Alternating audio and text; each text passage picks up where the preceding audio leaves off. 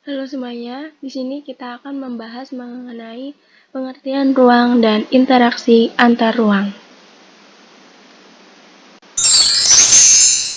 Sebelum membahas apa itu ruang, perlu kita ketahui bahwa rumah itu merupakan tempat tinggal kita, hutan tempat tinggal makhluk darat, lautan tempat tinggal makhluk hidup yang ada di air, dan bumi tempat tinggal kita semua.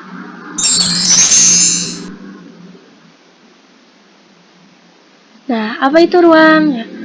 Ruang adalah tempat di permukaan bumi baik secara keseluruhan maupun hanya sebagian yang digunakan oleh makhluk hidup untuk tinggal. Ruang tidak hanya sebatas udara yang bersentuhan dengan permukaan bumi, tetapi ruang juga merupakan lapisan atmosfer terbawah yang mempengaruhi permukaan bumi. Ruang juga mencakup perairan yang ada di permukaan bumi, yaitu laut, sungai, dan danau, dan di bawah permukaan bumi, air tanah, sampai kedalaman tertentu. Ruang juga mencakup lapisan tanah dan batuan sampai pada lapisan tertentu yang menjadi sumber daya bagi kehidupan. Nah, di sini kita akan membahas mengenai karakteristik ruang. Ya, setiap ruang di permukaan bumi memiliki ciri khas tertentu yang berbeda antara suatu wilayah dengan wilayah lainnya. Ciri khas tertentu yang berbeda dengan yang lainnya dapat berupa tempat atau letak, potensi sumber daya alam, potensi sumber daya manusia, interaksi sosial, budaya, politik. Nah, di sini ada contoh klasifikasi karakteristik ruang menurut Junhun. Mari kita lihat dari ketinggian 0 meter sampai 600 meter dengan suhu ruang 23,3 derajat Celcius sampai 22 derajat Celcius. Nah, daerah ini merupakan daerah panas dengan ditanami padi, tebu, karet, dan kelapa. Lebih naik lagi 600 meter sampai 1500 meter, suhunya pun akan semakin dingin, yaitu 22 derajat sampai 17,1 derajat Celcius. Tempat ini merupakan daerah sedang yang ditumbuhi tembakau, kopi, coklat, padi. Lebih naik lagi yaitu 1500 meter sampai 2500 meter dengan suhu 17,1 derajat sampai 11,1 derajat Celcius. Daerah ini merupakan daerah sejuk yang ditanami sayuran, kopi, teh, kina, dan hutan tanaman industri lainnya. Dan lebih naik lagi di atas 2500 meter yang mana suhunya kurang dari 11 derajat Celcius. Nah, daerah ini merupakan daerah dingin dan memang sudah tidak ada tanaman budidaya apapun karena suhunya yang terlalu dingin. Biasanya di daerah ini hanya ditumbuhi lumut atau tanaman yang hidup di daerah lembab.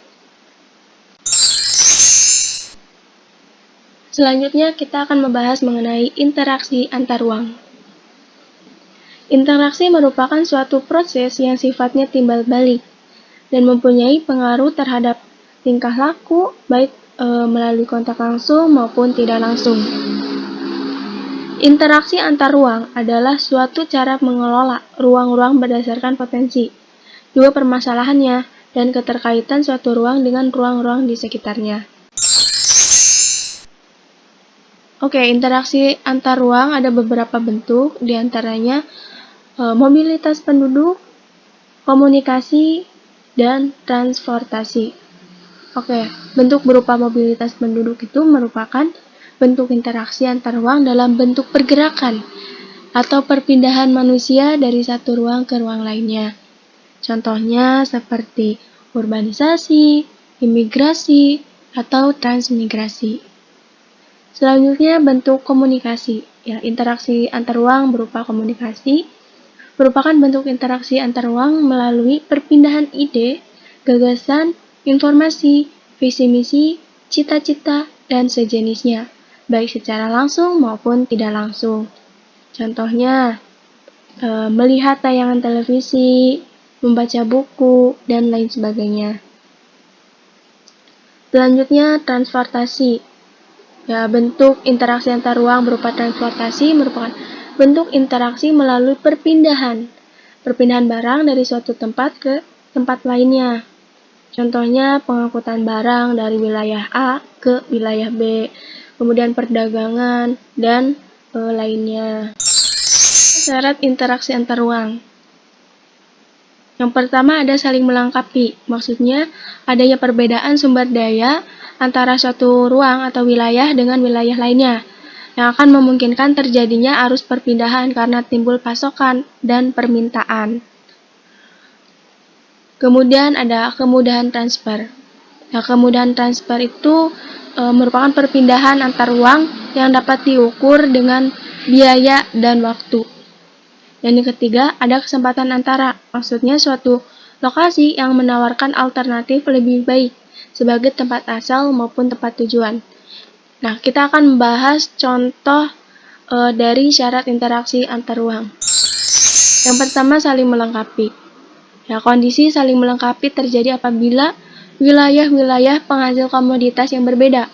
Apabila masing-masing wilayah mengalami kelebihan atau surplus produksi komoditas dan saling membutuhkan, maka di situ akan terjadinya interaksi di antara kedua wilayah tersebut. Nah, contohnya di wilayah A itu penghasil sayuran dan di wilayah B penghasil ikan. Di situ wilayah A akan mengirimkan sayuran ke wilayah B dan wilayah B akan mengirimkan ikan ke wilayah A. Nah, di situ akan terjadinya saling melengkapi satu sama lain antar wilayah. Selanjutnya kemudahan transfer. Kemudahan transfer dan biaya yang diperlukan juga sangat tergantung pada ketersediaan infrastruktur atau sarana dan prasarana yang menghubungkan daerah asal dan tujuan.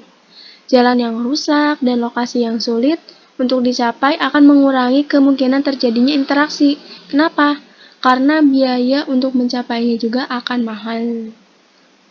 Nah, contohnya di sini wilayah A, jarak wilayah A dengan wilayah B itu 6 km.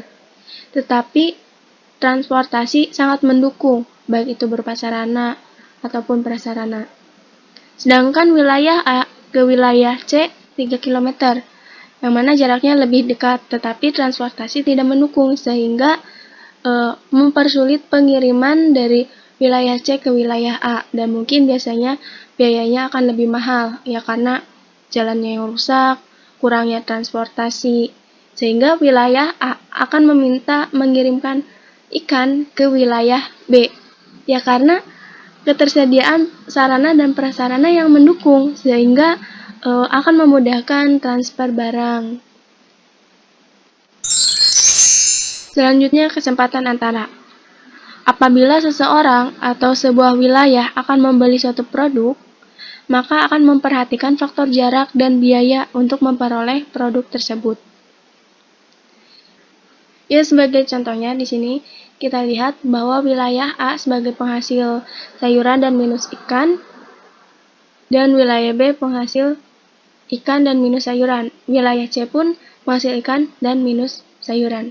Nah, di sini jarak A ke jarak B itu 5 km, sedangkan jarak A ke jarak C itu 3 km. Yang pasti di sini wilayah A akan memilih berinteraksi dengan wilayah C. Kenapa? Karena faktor jarak yang mendukung, lebih dekat gitu dibanding dengan wilayah B. Nah, ini yang dimaksud dengan kesempatan antara. Lalu apa yang membedakan dengan tadi kemudahan transfer dengan kesempatan antara?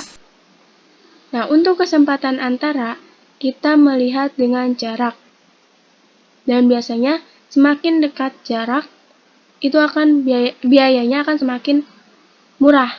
Dan biasanya untuk kesempatan antara ini sarana dan prasarana sama-sama memadai, cuman yang membedakan adalah jarak. Sedangkan untuk kemudahan transfer itu yang dilihat adalah sarana dan prasarananya, apakah memadai atau tidak, seperti itu. Oke, sekarang kalian amatilah karakteristik sumber daya di sekitar kalian.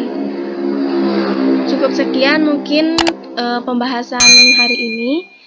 Ya, mohon maaf apabila ada kesalahan. Apabila ada yang ingin ditanyakan, silakan ketik di kolom komentar.